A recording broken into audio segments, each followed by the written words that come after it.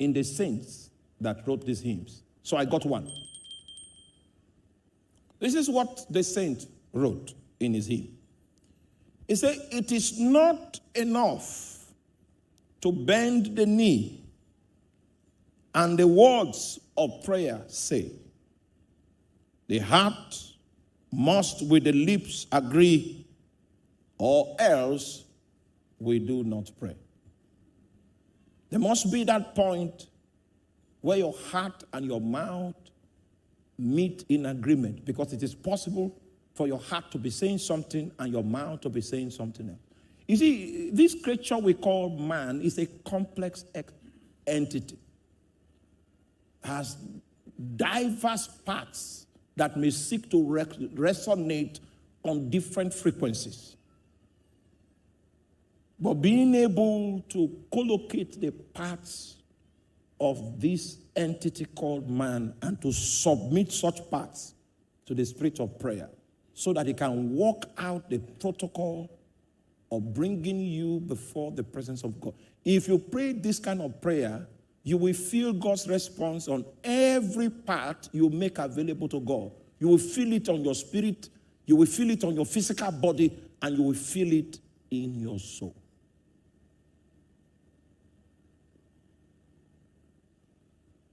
How do you give yourself?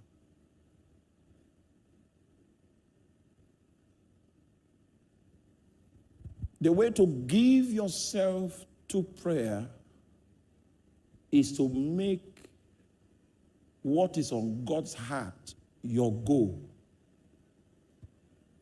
The moment your motivation for prayer is something that is self-centered, the river of prayer is not likely to overflow you.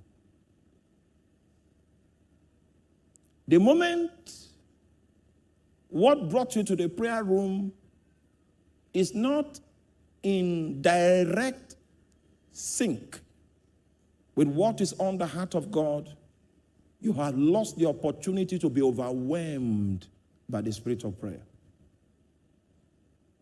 I know that there are legitimate needs in your life and you want to talk to God about those needs. There's nothing wrong with that.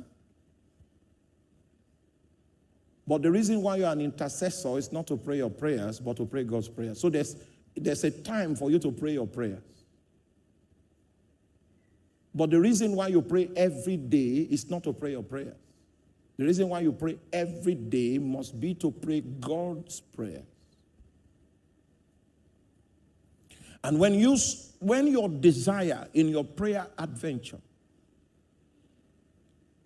is to know what is on the heart of God, then the protocol of spiritual intercourse begins, because God begins to share his heart with you. And for every strand of disclosure that God makes, he sucks you into himself, until there is no loose end left. You might find yourself crying and your prayers are not in words that an onlooker can pick and know what you are praying about. That's the kind of prayer that Anna was praying, and even the priest himself could not adequately judge the spiritual transaction that was taking place, because it was intercourse. She felt it in her spirit, she felt it in her soul, and she mirrored it in her body. She forgot herself. And the man looked at the woman and took her for drunk. Are you still with me? So if I wake up in the morning, the reason why I woke up that morning is not because I'm smart. I woke up in the morning because God decided to show me mercy. So my day must begin with finding out, why am I here?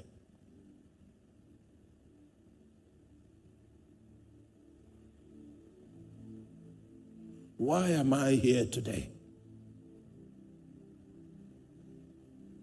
Why did I survive? Many of us trivialize waking up.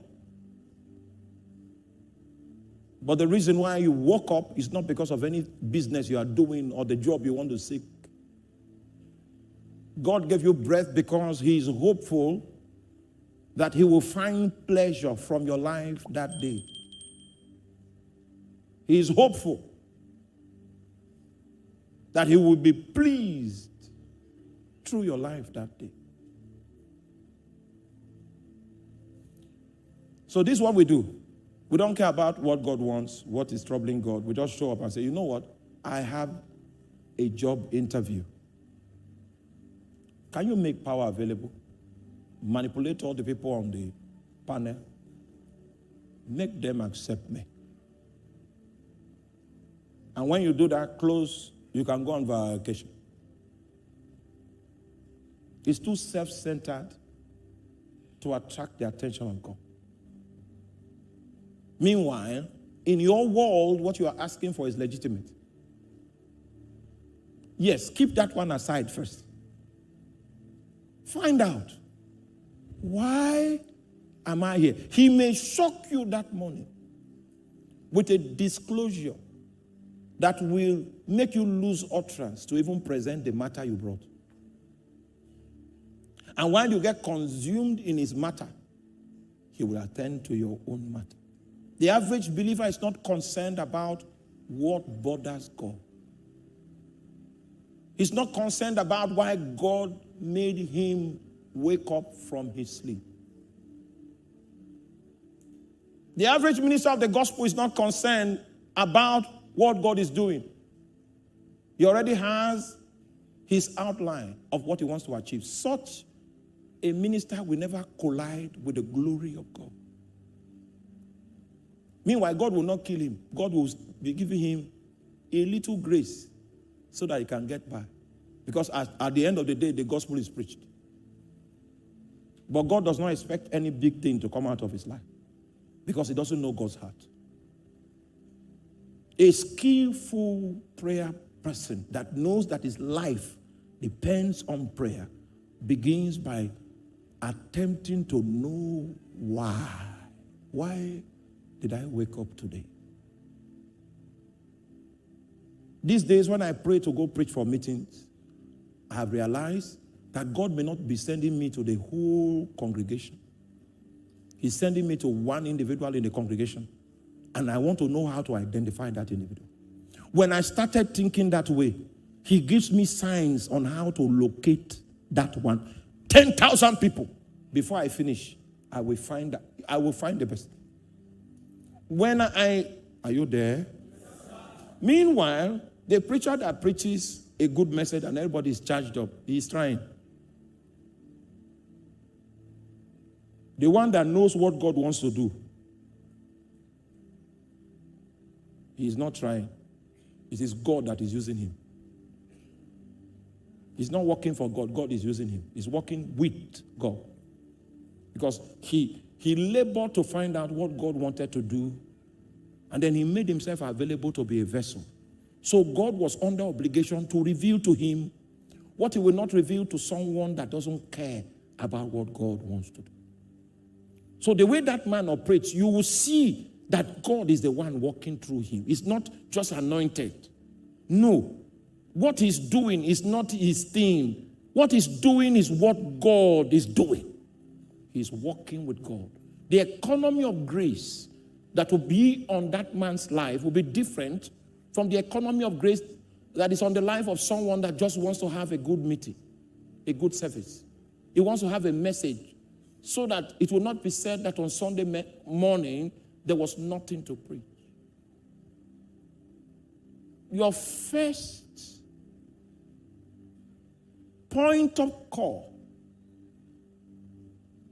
in giving yourself in your prayer processes is desiring to know what is on the heart of God. Do you know that when you begin to ask God, what is troubling you? He will not believe that you are serious for a long time. He will not respond. And you keep asking him, that's why I came. I don't have any other prayer point. It's just to find out about you. How are you doing? Are you okay? Is there any problem? then he will take you to a place, a secret place. A place where normal people are not found. Then he will show you one thing. That thing he will show you will glue on your heart. It will become a body. It is standing on your heart by spiritual power, by spiritual means. When God, in response to the fact that you want to know what is upon his heart, puts a burden upon you, that burden becomes the license that affords God the opportunity to draw you and to suck you into his realm anytime you stand before him. With your intention to know God, it's not enough to know God. No one can know God if God doesn't want you to know him. No. But when God sees that there's a genuine hunger on your heart, not for the things of man, but the things of God, then he will bring you to where he reveals the things of God. It's a chamber in his spirit. Are you there? Or you are not there? Just one burden on your heart can take you for 25 years. Will be enough reason for you to pray in a way that normal people don't pray. Because with the burden is a commensurate supply of spiritual energy to keep you steadfast in prosecuting that need that is upon the heart of God and giving God the opportunity to begin to fulfill it.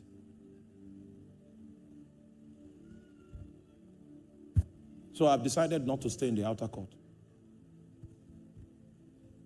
So for many years I was asking God, what is on your heart? What is troubling you now? That was when the Lord told me that falsehood will reach a peak in your lifetime. And because you have asked me, I will recruit you to be one of the foot soldiers I will use against the spirit of deception. Are you there? From the day the Lord said that to me, he removed me from the general pool of ministers and brought me to a place where he shows me the deception that Satan is about to hash. And when you see how vicious it is and how many people it will influence, nobody will ask you to pray. The burden will become your invitation into that place where prayers are made. Are you there? If you have not entered into this exclusive group, your prayer life and your Christian life will look like the average Christian life in your generation. The moment you come into this exclusive group, you will be like a standalone entity. Your burden is different. Your style is different. Your emphasis is different. Even though people may not like you, you even receive energy from their hatred. Because what is driving you is not on social media.